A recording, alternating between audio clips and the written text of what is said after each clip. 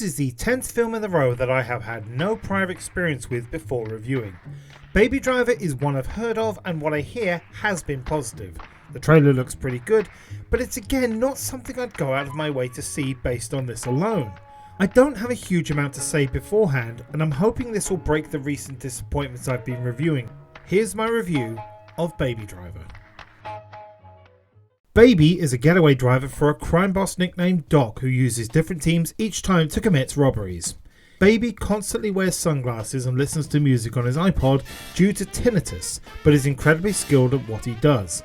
He works for Doc, paying him back for stealing his cars years ago and losing it and the expensive merchandise in the back. After completing a bank robbery, he's told that one more job will have him pay back his debt. Baby one day meets Deborah, a waitress in a local diner, and the two hit it off immediately, bonding over their mutual love of music. Baby is then called to complete his final job for Doc, robbing an armoured truck, and in doing so meets Bats, a trigger-happy member of the crew who doubts Baby's ability. The robbery doesn't go as smoothly as anticipated, with one member losing his gun en route and Bats killing a security guard. Baby has now paid off Doc, but is asked to dispose of the body in the trunk of the car of the member who lost his gun.